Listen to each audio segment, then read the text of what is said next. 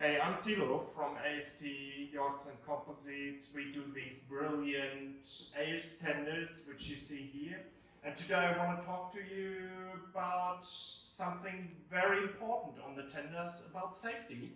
And therefore I actually picked a little sticker from our boats, which you will find on any boat. And what is noted there is the capacity for people, luggage, the engine size, but most important is the design category and the notifying body. In our case, it's category C certified and IMCI is the certifying body. So what is actually the design category C or D telling us? So first of all, the most important is the area you want to operate your boat at. So category D is meant to be for sheltered waters like lakes or rivers, which are very well protected, and a wave height up to 0.3 of a meter. Category C is a lot more safety requirements you have to fulfill to get into that category.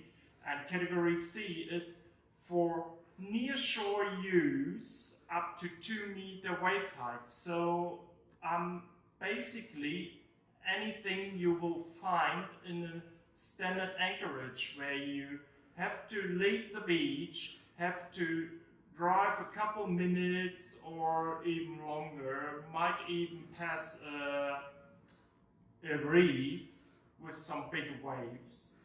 Or if you want to go exploring with your tender, want to go to the next bay for snorkeling or swimming, then it's always good to have a boat certified for category C, just to be on the safe side. You will find that on most of the inflatables, but if we look into the rigid tender market, there's only just one product certified for these conditions, and that's the ASTender range. All the other products are only certified for use on lakes and rivers.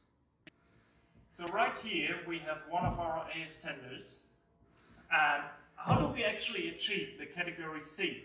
So for category C you need to have sufficient flotation in the tender that even if the biggest compartment and the hull is swamped, it still stays afloat with all its gear and one person to bail it dry. And you need to be on level to be able to bail it.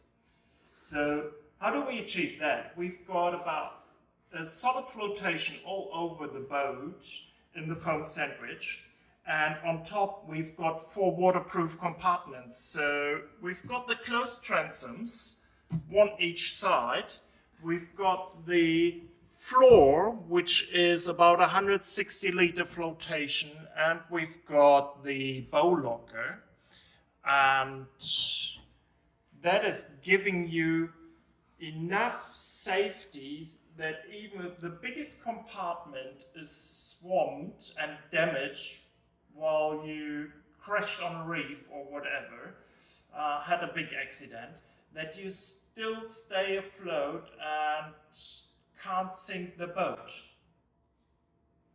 So with these cleverly hidden flotation compartments, we've got a big advantage over all the inflatables where you normally have the tubes running around. They are divided into 3 or 4 compartments to actually achieve these flotation stability.